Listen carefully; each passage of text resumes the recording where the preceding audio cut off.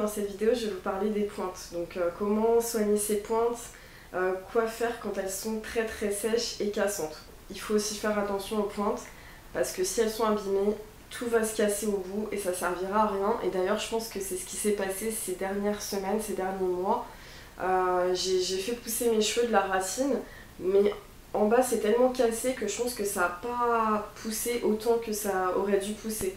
Donc là je tiens vraiment à faire quelque chose pour mes pointes pour que les cheveux soient en bonne santé. Et en plus je trouve que c'est pas très joli quand on a des cheveux un peu longs mais genre au bout c'est tout...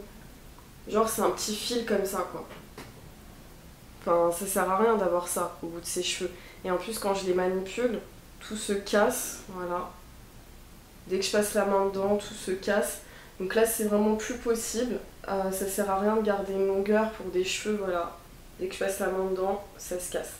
Donc ça c'est un signe aussi que peut-être qu'il faut couper. T'as pas le choix, quand c'est abîmé, quand c'est fourchu, quand c'est sec, il faut couper. Les ciseaux que j'ai choisis, c'est des ciseaux de la marque Emma.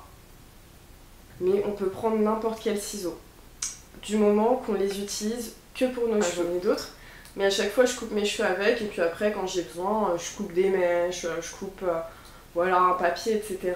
Et en fait apparemment, d'après ce que j'ai compris, quand on coupe, il y a des mini fissures qui se font, où ils s'abîment un petit peu.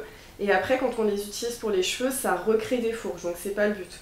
Donc là j'ai acheté des nouveaux ciseaux et je vais les utiliser uniquement pour ça. Et puis je vais prendre des mèches comme ça, donc assez grosses pour pas mettre trop longtemps non plus.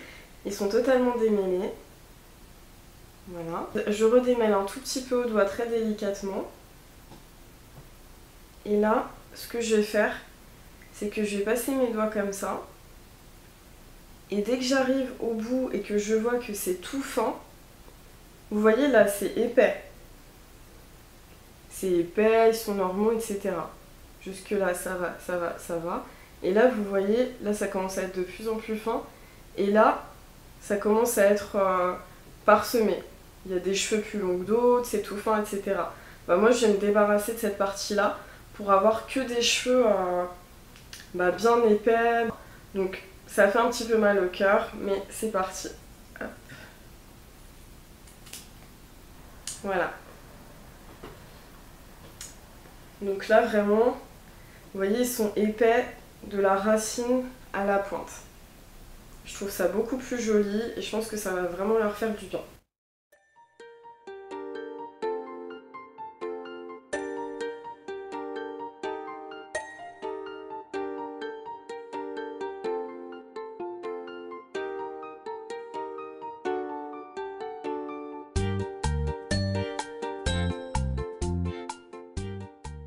Je sais pas si on peut voir la différence entre les deux côtés.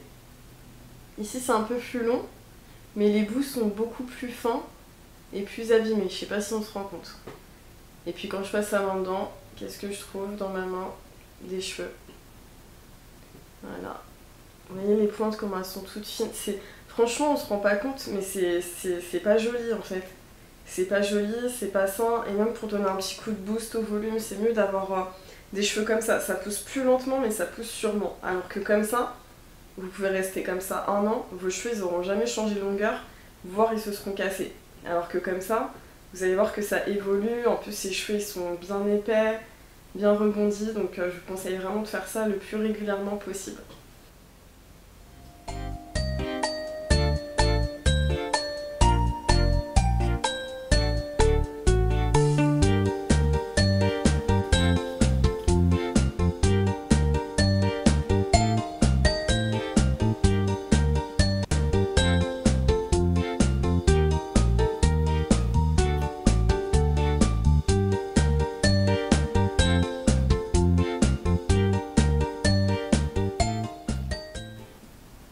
Ça y est, j'ai fini. Comme je vous dis, j'ai peut-être perdu 1 ou 2 cm. Voilà, même si j'avais gagné quelques centimètres lors de mon challenge Gillette Coco, c'est pas grave, il m'avait aussi fait gagner en volume. Donc là j'ai le volume, la santé, et je le referai sans hésiter dans quelques mois s'il y a à nouveau des pointes sèches, mais je vais vraiment faire des efforts pour prendre les bonnes habitudes, prendre des nouvelles résolutions et faire en sorte qu'elles s'abîment le moins possible pour que j'ai à les couper le moins possible.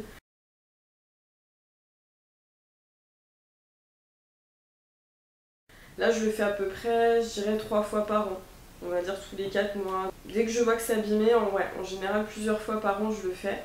Et à chaque fois que je le fais, ça leur fait vraiment du bien.